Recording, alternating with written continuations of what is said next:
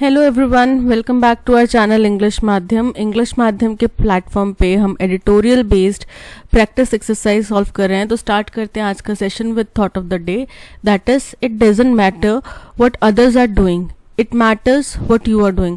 मतलब कि दूसरे आपके फ्रेंड्स, आपके कलीग्स, आपके सहयोगी, सहपाठी क्या कर रहे हैं, कितनी तरक्की कर रहे हैं लाइफ में, वो अगर सपोज करो करोड़ों भी कमा रहे हैं, तो क्या वो आपको खिलाने वाले हैं, आपकी फैमिली का भरण पोषण वो करने वाले हैं? नहीं ना।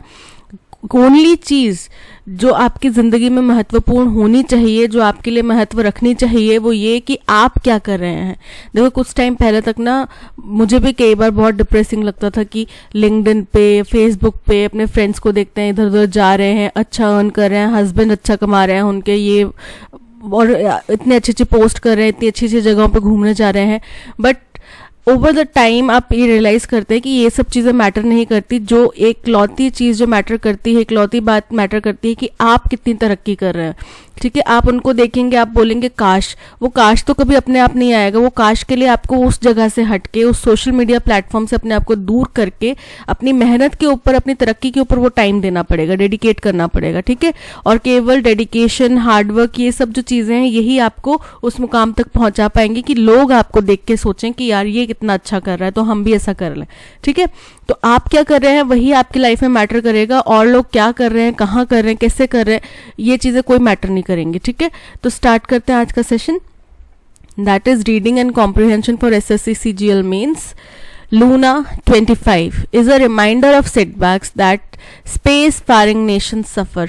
बोल रहे हैं लूना 25 जो है एक स्पेस हमने एक्सपीडिशन किया मून के लिए रशिया का, उसका नाम दिया गया लूना 25। तो बोल रहे हैं कि ये एक रिमाइंडर है, दोबारा आपको ये चीज़ दिमाग में ला रहा है कि स्पेस फायरिंग नेशन, यानी वो देश जो स्पेस की तरफ गति कर रहे हैं, स्पेस एक्सपीडिशंस कर रहे हैं, उसमें इस फील्ड में कितना ज़्यादा सेटबैक्स हमें मिल सकता है। करोड़ों करोड़ पैसा लगा के भी सक्सेस गारंटेड नहीं है, but they also pick up pieces, accomplish spectacular things. बोल रहे हैं लेकिन वो उन, ठीक है, लूना स्पेस मिशन जो है वो तहस नहस हो गया, तबाह हो गया, लेकिन वो क्या करेंगे, वो जहाँ पे उन्हें छोड़ा था, वो जो भी उनकी त्रुटियां हुई उन सबको समेटेंगे, है ना। मतलब कि क्या हुआ कि वो अपनी गलतियों से सीख लेते हुए फिर आगे बढ़ेंगे और कुछ ऐसा अकम्प्लिश करेंगे, ऐसा अचीव करेंगे जो देखने योग्य होगा। The crash landing of Luna 25, the Russian spacecraft that was scheduled to reach the moon a couple of days ahead of India's Chandrayaan 3।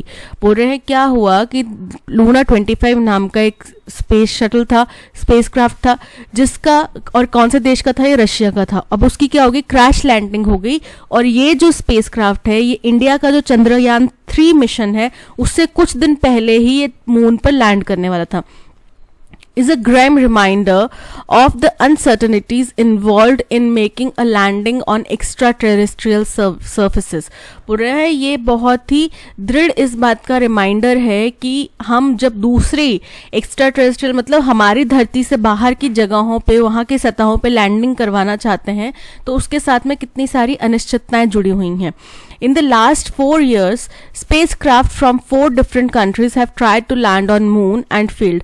अब ऐसा नहीं है कि यहाँ पे कभी स्पेसक्राफ्ट गए नहीं है, बट अब जो एक चर्चा का विषय है वो उसका नॉर्थ पोल वाला रीजन है, जिस पे अभी तक कोई भी एक्सपीडिशन नहीं किया गया है। तो बोल रहे हैं कि पिछले 4 सालों में 4 अलग अलग कंट्रीज के डिफरेंट स्पेसक्राफ्ट जो हैं चांद पे लैंड करने की कोशिश कर चुके हैं और फेल हुए हैं। For each one of these countries, Israel, India, Japan and Russia। अब आपको याद है इंडिया का चंद्रयान 2 मिशन भी इसी तरीके से फेल हुआ था, है ना, और वो वहाँ पे विक्रम नाम था उसका, और जो लैंडर रोवर था, और बोला जा रहा था कि वो वहाँ पे क्रैश हो गया है, वो नहीं उसको नहीं रिगेन कर पा रहे हैं हम। तो बोला जा रहा है कि 4 कंट्रीज कौन कौन सी हैं, इजराइल, इंडिया, जापान और Russia. It was first attempt to land on the moon. अब इंडिया, जापान, रशिया और इसराइल के लिए पहला अटेम्प्ट था मून पे लैंड करने का। ठीक है, each one of them failed in the last stage, और हर एक जो है लास्ट स्टेज में ही फेल हुआ है, जस्ट अहेड ऑफ और during the process of landing. या तो लैंड होने से जस्ट पहले या लैंड होने के दौरान में फेल हुए हैं। It may have sounded alarmist then, बोल रहे हैं कि उस टाइम पे बहुत चिंता की बात लग रही थी, बट फॉर्मर इसरो चेयरमैन के शिवन्स 15 minute of terror remark in the context of Chandrayaan 2 mission was a realistic description of the final stages of a moon landing. लेकिन जो इससे पहले के हमारे चेयरमैन थे के शिवन, उनका जो रिमार्क था कि वो जो लैंडिंग के पल होते हैं वो 15 मिनट होते हैं टेरर के, ये जो उनका रिमार्क था चंद्रयान 2 मिशन के रिलेटेड, ये बहुत ही उसकी रियलिस्टिक डिस्क्रिप्शन थी, यानी कि उसका एक जीवंत विवरण था कि क्या वहां पे होता है उस टाइम पे। लोग आप खुद समझ सकते हैं कि इसरो ने इतना करोड़ों करोड़ पैसा लगाया है, वहां पे लैंडिंग इतना सब कुछ सक्सेसफुली हो गया, बट एन मौके पे आके वो अब सोच रहे हैं कि अब लैंड करे, और उसी टाइम क्या हो जाए, नहीं हो पाए लैंड, है ना, क्रैश लैंडिंग हो जाए। तो वो आपके लिए एक एक्साइटमेंट, एक फियर, एक डर, मतलब पूरा बहुत ज्यादा ओवरवेलमिंग सिचुएशन होता है, बहुत ज्यादा इमोशंस, आपके एड्रेनल रश बहुत ज्यादा है, बहुत सारे इमोशंस एक साथ काम कर रहे हैं। तो उनको उन्होंने जिक्र दिया 15 minutes ऑफ टेरर। बोलते हैं ये बहुत ही रियलिस्टिक डिस्क्रिप्शन है जो फाइनल स्टेजेस होती हैं मून लैंडिंग का, उसका। In a sense, the name Luna 25 was misleading. अब हम Luna 25 पे आते हैं। जो Luna 25 जो उसका नाम दिया गया है ये काफ़ी misleading है। अब Luna 25 misleading क्यों है? It would be erroneous to think that this particular mission was a continuation of the Luna series of moon probes launched by the then Soviet Union in 1960s and 1970s. बोल रहे हैं कि ये बड़ा ही problematic हो जाएगा कि लोगों को थोड़ा से इसमें यहाँ पे संदेह हो जाएगा, त्रुटि हो जाएगी ये समझने में। उनको लग रहा है कि ये जो लूना 25 है ये जो सोवियत यूनियन द्वारा 1960s और 70s में स्पेस मिशन लॉन्च किया गया था लूना सीरीज नाम से, उसी का कंटिन्यूएशन है, जबकि ऐसा नहीं है। The current round of moon missions are drastically different from those that were sent off half a century ago. बोल रहे हैं ये जो मून मिशंस हैं अभी जो लगातार चल रहे हैं पिछले 4-5 सालों में, हमने जो 4-5 कंट्रीज ये करने की कोशिश करी है, ये मून मिशंस बहुत ज़्यादा डिफरेंट हैं, इसमें बहुत ज़्यादा चेंज आया है उन मून मिशन से जो लगभग आधे दशक पहले, आधे सेंचुरी पहले होते थे, उनसे बहुत डिफरेंट है। The technology and the materials are new, the fuel is new and even the purpose and motivation is very different. बोल रहे हैं क्या क्या डिफरेंट है, टेक्नोलॉजी अलग है, मटेरियल जो इस्तेमाल किए जा रहे हैं वो डिफरेंट है, जो फ्यूल इस्तेमाल किया जा रहा है वो डिफरेंट है, और जो पर्पस और मोटिवेशन है वो भी डिफरेंट है। It is no surprise then that when countries resumed their interest in going to moon in this century they began almost from scratch with the orbiter missions.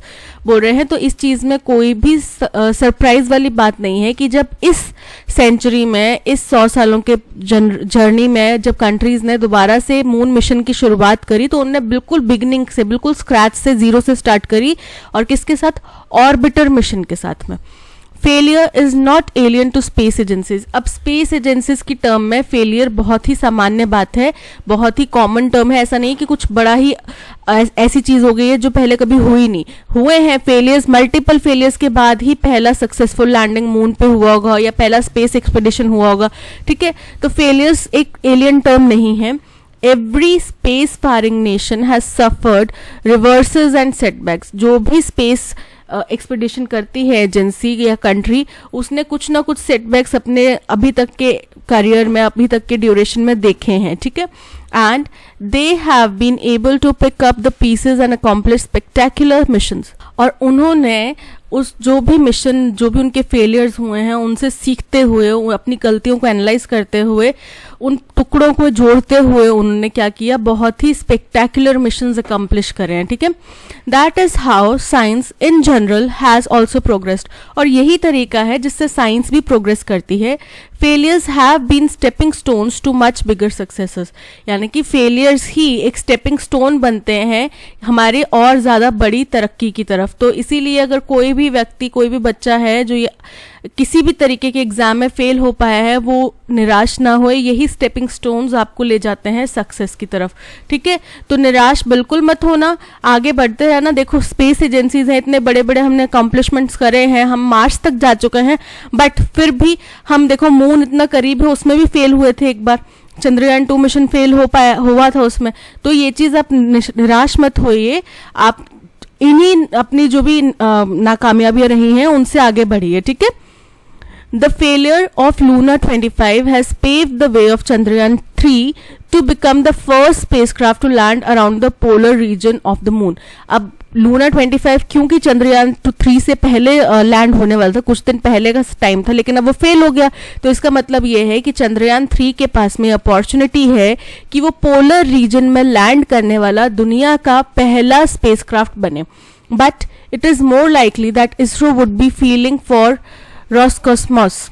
तो बोल रहे हैं कि ये बात भी सत्य है कि इसरो को उस रॉसकॉस्मॉस यानी कि रशियन जो स्पेस एक्सपीडिशन वाली एजेंसी है उसके प्रति भी कुछ सद्भावना हो रही होगी, है ना, कि उनके पीछे संवेदना हो रही होगी. Having experience this disappointment with Chandrayaan 2, क्योंकि हमने भी इस तरीके का डिसअपॉइंटमेंट चंद्रयान 2 की बारी में झेला है. It would itself be feeling anxious as the landing day comes nearer. तो बोल रहे हैं कि अब जैसे जैसे हमारा भी लैंडिंग का दिन करीब आ रहा है तो हमें भी थोड़ी बहुत एंशियसनेस फील हो रही होगी, घबराहट फील हो रही होगी. Chandrayaan 3 has been bolstered with a number of safety improvements to prevent an accident like last time. बोल रहे हैं जो पिछली बार एक्सीडेंट हुआ, पिछली बार जो हादसा हुआ, उससे सीख लेते हुए उससे बचने के लिए इस चंद्रयान 3 में उन सारी गलतियों को इम्प्रूव करने के लिए उसमें इम्प्रूवमेंट्स किए गए हैं. But however good the preparation is, there can be no comfort or complacency till the examination is passed. लेकिन बोल रहे हैं चाहे हमारी तैयारी कितनी भी अच्छी हो, लेकिन जब तक एग्जाम हम पास नहीं करते तब तक हम सुनिश्चित होकर तो नहीं बैठ जाते ना कि हाँ हमने अच्छी तैयारी की थी, हमने अच्छा पेपर लिख दिया, बस अब हमें चिंता की बात नहीं है ना. ऐसा तो नहीं होता. आप सभी लोग एक कॉम्पिटिटिव एग्जाम्स की तैयारी कर रहे हैं, आप सब लोगों को इस बात का एक्सपीरियंस है कि बेशक आपकी तैयारी कितनी भी अच्छी हो, बेशक आपने कितना भी अच्छा अटेम्प्ट किया हो, जब तक आपकी कट ऑफ क्लियर नहीं होती तब तक आपको निश्चिंता नहीं होती, राइट, तब तक आपको चिंता बनी रहती है. तो सेम यहाँ पे सिनेरियो है.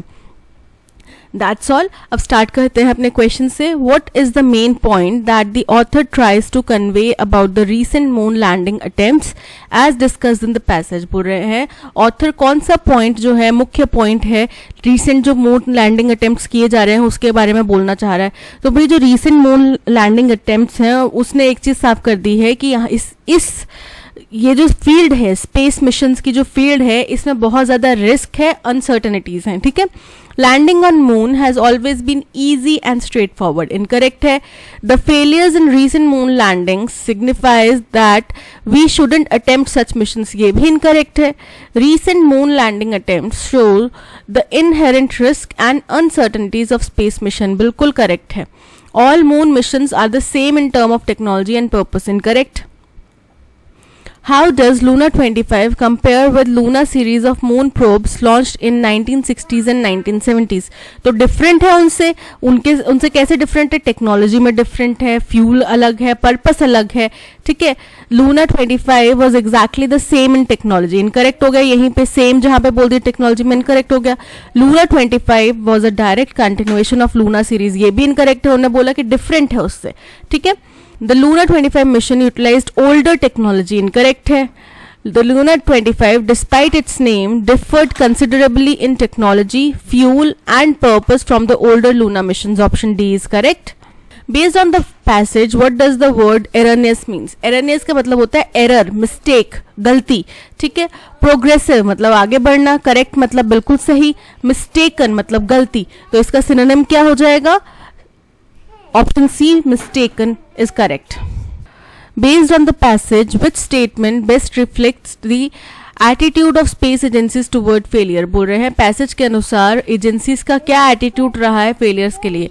तो एजेंसीज ने क्या किया है, उन फेलियर्स से जो भी मिस्टेक्स है उनसे सीखा, उनसे लर्न किया और फिर आगे दोबारा से उन चीज़ों को यूटिलाइज करते हुए कई बार सक्सेस भी हासिल करी है. Right. Space agencies tend to avoid failures at all cost. Incorrect है. वो अवॉइड कर ही नहीं सकते. Failures are discouraging and often halt space missions indefinitely. ये भी इनकरेक्ट है.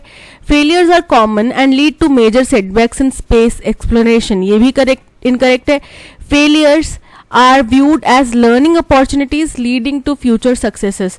और कभी भी देखना जो भी सक्सेसफुल लोग हैं ना, बहुत रेयर केस में ऐसा होगा कि कोई फर्स्ट अटेम्प्ट में सक्सेसफुल हो गया होगा. हर एक सक्सेसफुल व्यक्ति यही बताता है कि हम मल्टीपल फेलियर्स के बाद में इस मुकाम पर पहुंचे हैं. तो आप लोग भी प्लीज अपने किसी भी फेलियर से निराश मत होइए. आप सभी के अंदर वो कैपेबिलिटी है कि आप अचीव कर सकते हैं. ठीक है. आगे बढ़ते हैं. How would you describe the tone of the passage. Passage की टोन एंथुजियास्टिक है, बड़े एक्साइटेड हो रहे हैं वो कि हाँ लूना 25 फेल हो गया, ऐसा तो नहीं है ना. ऑप्टिमिस्टिक है, कुछ पॉजिटिव देख रहे हैं वो, तो सिर्फ एक पॉजिटिविटी दिख रही है कि हम उम्मीद करते हैं कि चंद्रयान 3 जो मिशन है वो दुनिया का पहला नॉर्थ पोल साइड में लैंड करने वाला, मून पे नॉर्थ पोल साइड में लैंड करने वाला स्पेसक्राफ्ट बन जाए. बट अभी भी जब तक सक्सेस नहीं मिलेगी तब तक उसके साथ में रिस्क हमेशा जुड़े हुए रहेंगे. ठीक है. रिफ्लेक्टिव एंड सिंपैथेटिक, यानी कि रशिया के साथ में तो हम सद्भावना जता रहे हैं, उसके लिए तो हमें सद्भावना है, और साथ ही साथ क्योंकि इसने पूरा इतिहास बताया क्या क्या चीजें हुई, तो ये रिफ्लेक्टिव है. तो option C reflective and sympathetic is correct. The technical what is the main theme of the passage. The technical advancements in space technology over the years, की साल दर साल क्या क्या टेक्निकल एडवांसमेंट्स हुए, तो हमने इसमें ज्यादा टेक्निकलिटीज नहीं पढ़ी हैं. Right. The competitive nature of various countries trying to land on moon, ये भी इनकरेक्ट है. The unpredictability and challenges of moon landing and the learning from failures, option C is correct. Parts of following sentence have been given as option. Select the option that contains an error. An lion, आपको पढ़ते ही समझ में आ गया. A-E-I-O-U, ये क्या है? Vowel sounds. Vowel sounds के साथ में क्या यूज होता है? एन.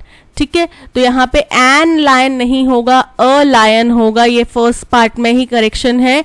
फेरोशियस, फेरोशियस मतलब खतरनाक. All animals, an lion, option C is correct because the part is incorrect. The police have not yet been able to solve the case. It seems to be dash. In a nutshell, in a nutshell का मतलब होता है कि हम संक्षिप्त में अगर बात करें तो turning over a new leaf. Turning over a new leaf का मतलब है कोई नई शुरुआत करना.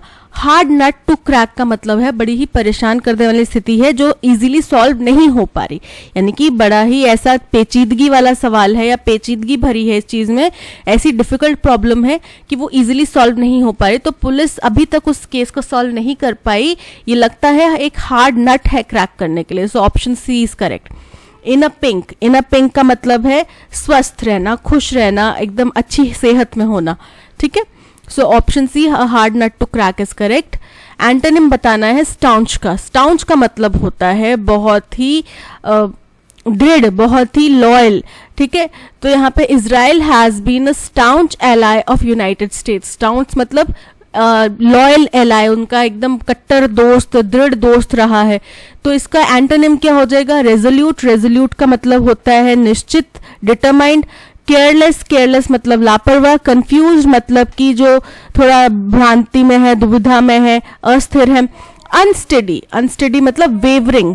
तो इजराइल क्या रहा है? अनस्टेडी एक एलाई रहा यूनाइटेड स्टेट्स का. So option D unsteady is correct.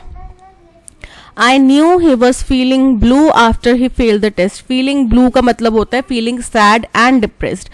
So option C to feel sad or depressed is correct. The exodus of a large chunk of Gurugram's industrial workforce following the recent communal clashes is a huge setback to this commercial hub of North India.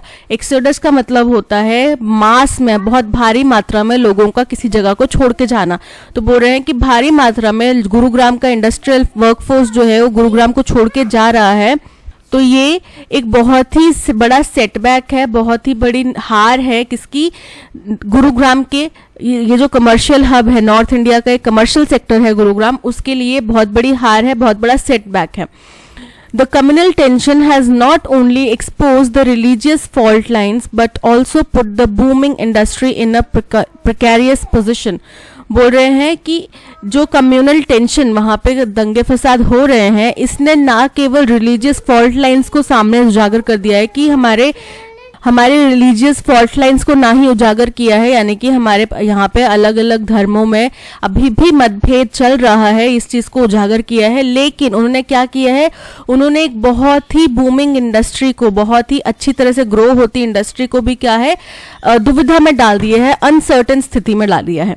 At a time when New Delhi is going all out to seek more investment, the violence sends out all the wrong signals. अब आपको पता है हम लोग बाहर foreign investment को यहाँ पे आने के लिए निमंत्रण दे रहे हैं, हम लोग यहाँ पे सेमीकंडक्टर डेवलपमेंट का भी एक प्लांट लगाना चाहते हैं, हम बहुत सारी चीज़ें करना चाह रहे हैं जिसके लिए फॉरेन इन्वेस्टमेंट की ज़रूरत है. तो यानी कि एक ऐसे समय में जब हमारी सरकारें कोशिश कर रही हैं कि बाहर से और ज़्यादा इन्वेस्टमेंट यहाँ पर आए, इस तरीके के दंगे फसाद और इस तरीके से वर्कफोर्स का मूव करना जो है ये गलत सिग्नल देता है. ऑब्वियसली बात है, कोई भी यहाँ पे नई सेटअप कंपनी करना चाहेगा तो वो इन चीज़ों को देख के डरेगा, सोचेगा कि कल को ये दंगे और ज़्यादा बढ़ गए, हमने इंडस्ट्री सेटअप कर दी, अभी शुरुआत में सब ठीक चला, फिर उसके बाद क्या हुआ, दंगे हो गए तो मेरे पास तो लेबर नहीं होगा काम करने के लिए, मैं अपने कंसाइनमेंट्स कैसे टाइम पे डिलीवर करूंगा, उनकी मेरी तो कमिटमेंट होगी ना किसी दूसरे के साथ में, मैं वो कैसे पूरी कर पाऊंगा, काम करने के लिए मुझे कितना वहाँ पे सिक्योरिटी के ऊपर खर्च करना पड़ेगा, ये सब चीज़ें क्या करेंगी, गलत सिग्नल दे रही हैं.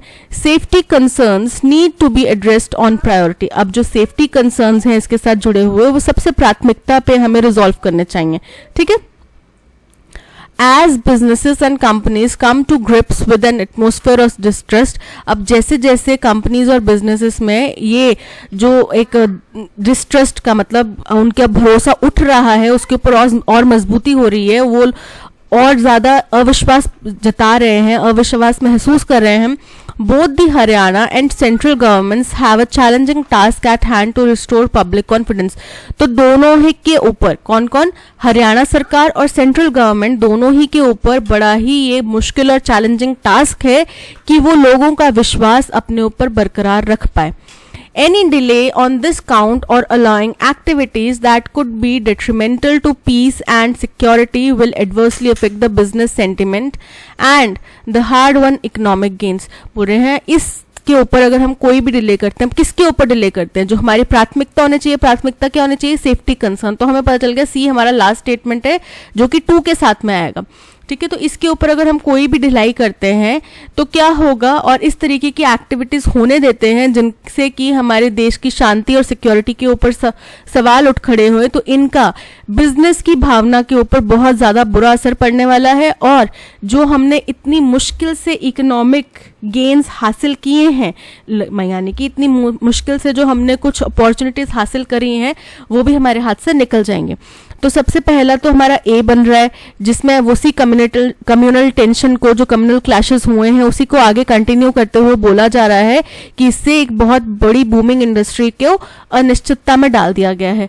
उसके बाद इसी पॉइंट को कंटिन्यू करते हुए पॉइंट 2 आता है कि जब ये ऐसे माहौल में हुआ है दंगे, जब हम लोग बाहर जा रहे हैं कि आओ हमारे देश में इन्वेस्ट करो, हम कितना अच्छे से काम करते हैं, ये हम लोगों को दिखाने जा रहे हैं, और उसी टाइम पे इस तरीके के दंगे होना बहुत ही गलत एक सिग्नल देते हैं. और ये बोलता रहा है, फिर इसी गलत सिग्नल की बात को ही आगे कंटिन्यू किया जाता है कि जैसे जैसे बिजनेसेस और कंपनीज में इसका और अविश्वास पैदा हो रहा है, तो हरियाणा और सेंट्रल गवर्नमेंट के पास में ये बहुत बड़ा चैलेंज है कि वो उनका भरोसा वापस जीत पाए. और वापस जीतने के लिए क्या करना पड़ेगा, सबसे पहले सेफ्टी कंसर्न्स को हमें एड्रेस करना पड़ेगा. अगर इसमें कोई भी ढिलाई हुई, कोई भी देरी हुई, तो ये भावना जो है और ज़्यादा खराब हो जाएगी और हमने जो इतनी मुश्किल से ट्रस्ट बनाया है वो चला जाएगा. तो अरेंजमेंट हमारा बन रहा है A, B, D, C. A, B, D, C, option B is correct. As I move inexorably, relentlessly and perhaps, अब क्या है ये टर्म्स बता रही हैं कि वो किस तरीके से मूव कर रहा है ना, उसकी मूवमेंट बता रही हैं.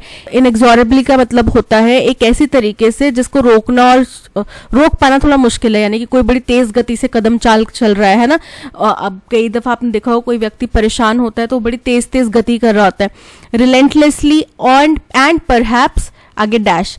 This is not a worry that I developed suddenly. ये कोई ऐसी चिंता नहीं है जो मेरे दिमाग में एक दिन अचानक से उठ के पैदा हो गई है, ऐसा नहीं है. मैं बड़े लंबे टाइम से स्लोली इसके बारे में सोच रहा हूँ. सीमलेसली, अब पता चल गया परहैप्स सीमलेसली इसी को स्टेटमेंट को कंप्लीट कर रहा है.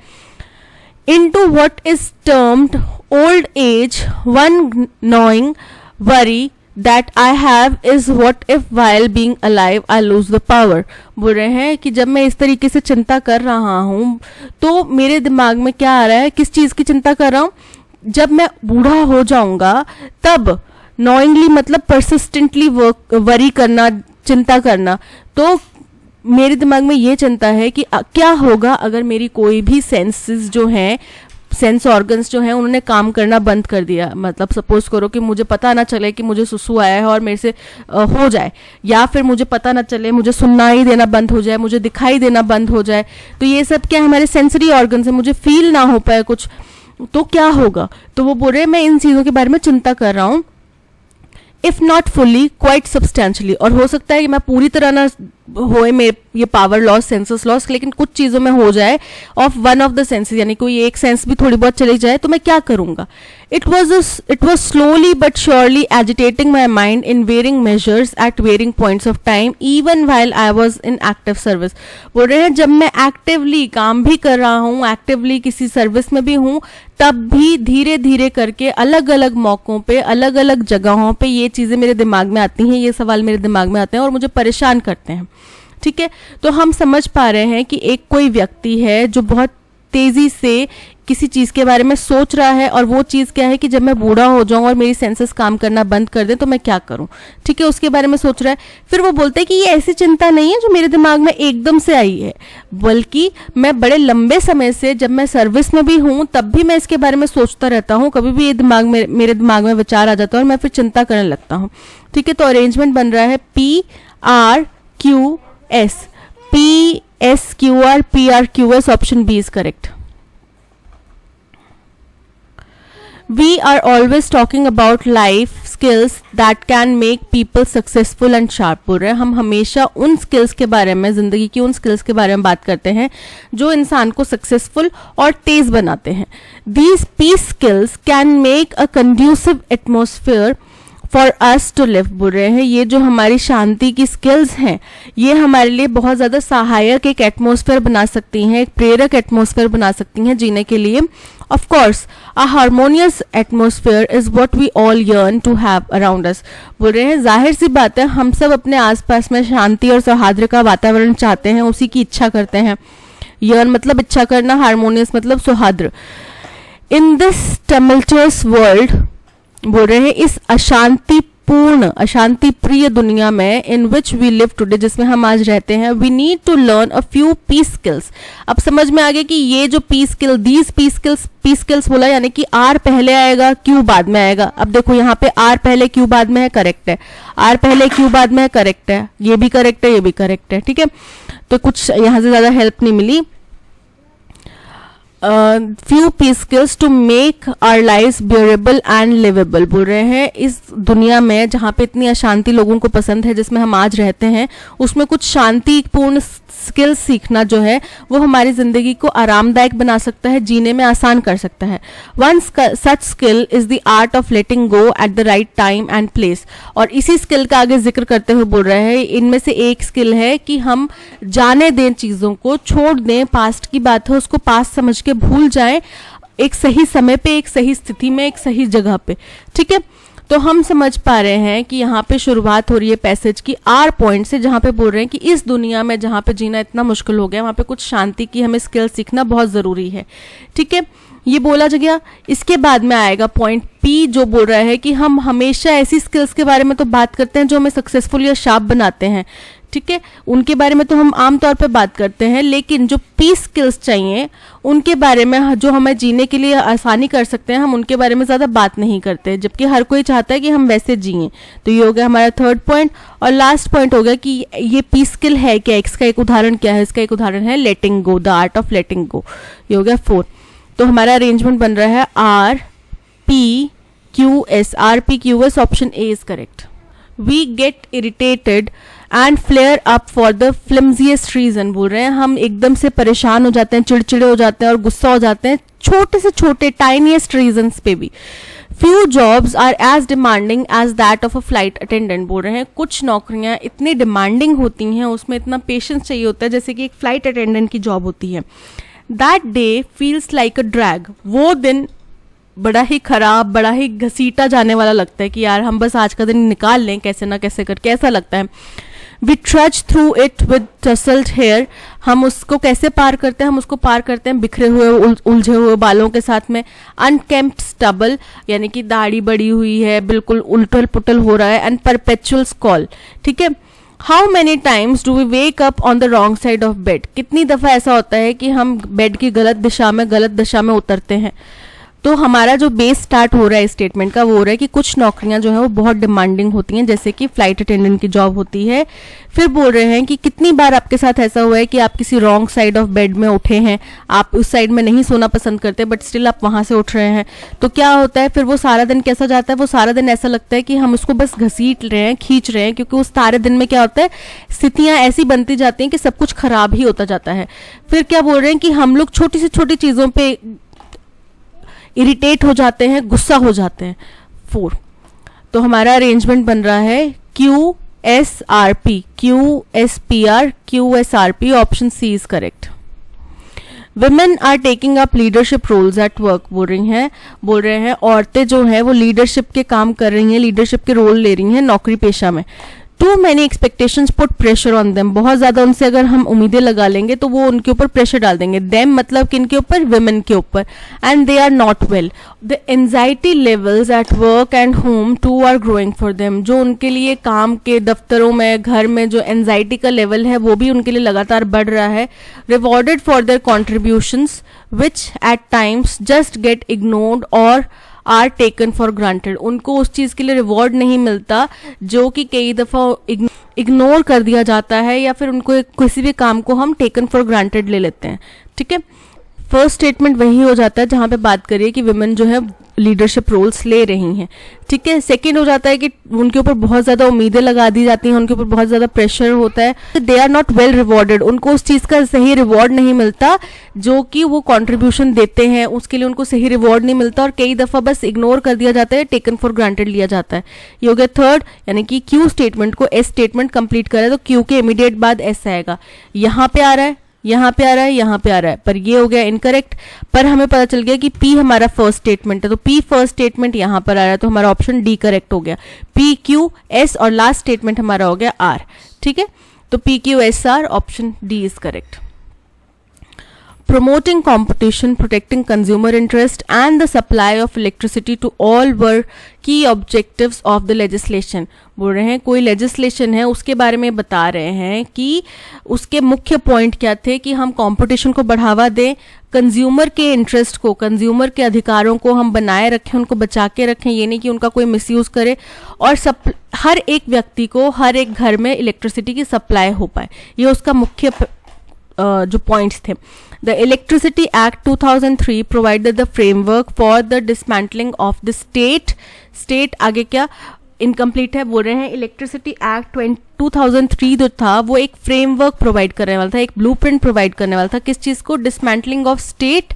फिर आगे मतलब उसने अलग करना था, किसी चीज को अलग करना था, डिसमेंटल करना था। अब आगे के स्टेटमेंट इनकम्प्लीट है। Electricity generation was delicensed while transmission and distribution remained licensed and regulated activities। अब ये उसी का शायद आगे बता रहे हैं कि इसमें क्या किया गया, इसमें इलेक्ट्रिसिटी जनरेशन जो है उसको डी लाइसेंस कर दिया गया, यानी कि आपको इलेक्ट्रिसिटी जनरेशन के लिए कोई लाइसेंस की जरूरत नहीं है, लेकिन ट्रांसमिशन और डिस्ट्रीब्यूशन के लिए आपको लाइसेंस की जरूरत है, और ये दोनों क्या रहेंगी, ये रेगुलेटेड एक्टिविटीज रहेंगी, यानी कि सरकार का इसके ऊपर नजर रखी रहेगी। Electricity boards and the separation of generation, transmission and distribution into separate companies।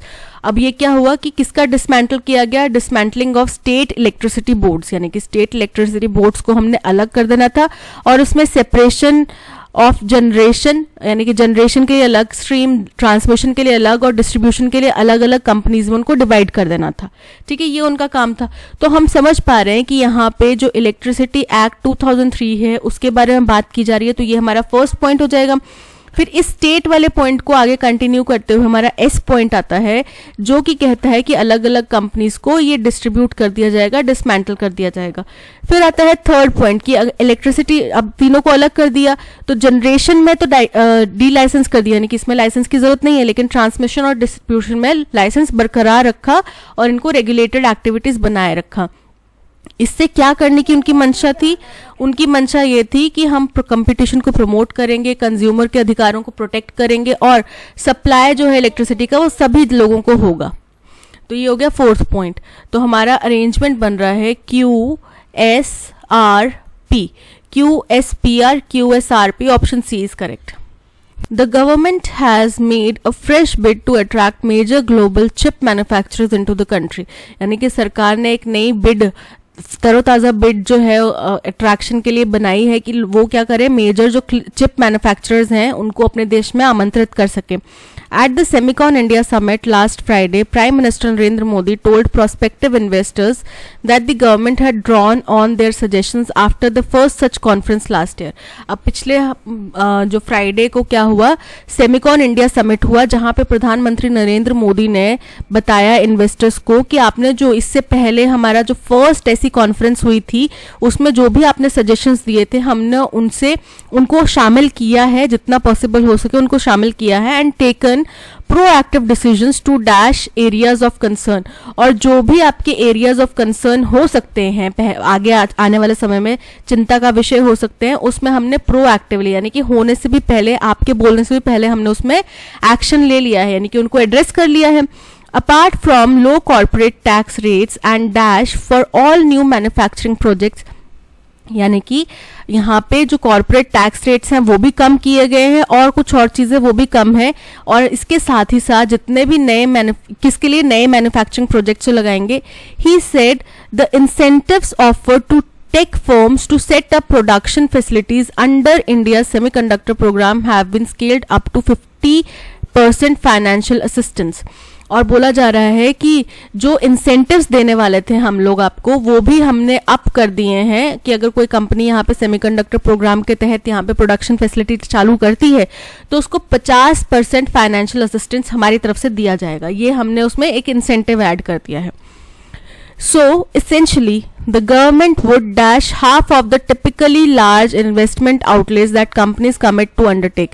यानी कि इसका बेसिक पॉइंट ये हुआ कि सरकार क्या है, आधा जो खर्च है उसका वहन करेगी, उसमें आधा इन्वेस्टमेंट सरकार करेगी अगर कोई कंपनीज किसी पर्टिकुलर अमाउंट का कमिटमेंट करती कि हम इतने मिलियंस का, इतने डॉलर्स का, इतने लाखों करोड़ों अरबों रुपए का हम यहाँ पे इन्वेस्टमेंट करने वाले हैं, तो उसका आधा जो पैसा है वो गवर्नमेंट भी उसमें वहन करेगी. Ahead of Mr. Modi's US state visit, the decks were cleared for a 2.75 billion assembly, testing, marketing and packaging facility in Gujarat proposed by US-based Micron Technology. बोल रहे हैं जब हमारे प्रधानमंत्री नरेंद्र मोदी जी की यूएस स्टेट विजिट से कुछ टाइम पहले ही सारे रास्ते साफ कर दिए गए. किस चीज़ के लिए कि एक यूएस बेस्ड माइक्रॉन टेक्नोलॉजी ने गुजरात में एक असेंबली, टेस्टिंग, मार्किंग और पैकेजिंग का फैसिलिटी लगानी थी. उनका प्रोडक्शन प्लांट स्टार्ट करना था 2.75 बिलियंस का. उसके सारे रास्ते जो हैं, बीच में आने वाले जो भी पेचीदगियां हैं वो सब सुलझा ली गई. The deal perhaps dashed by two countries' cooperation pact to build a semiconductor supply chain has piqued investors' interest and spurred Micron suppliers to explore the option of co-located facilities. बोल रहे हैं ये जो डील है जो कि शायद दो देशों द्वारा की जाने वाले उनके कॉरपोरेशन पैक्ट की कोई डील होगी, pact to build a semiconductor, जिसमें सेमीकंडक्टर सप्लाई चेन बनाई जाएगी. इसने क्या किया, जो इन्वेस्टर्स थे उनका ध्यान जो है ज़्यादा आकर्षित किया, उनका इंटरेस्ट बढ़ा दिया और माइक्रोन के जो सप्लायर्स हैं वो भी प्रेरित हो गए कि हम ऐसे को लोकेटेड फैसिलिटीज़ को और ज़्यादा एक्सप्लोर करें. ठीक है, इस ऑप्शन की तरफ भी ध्यान दें.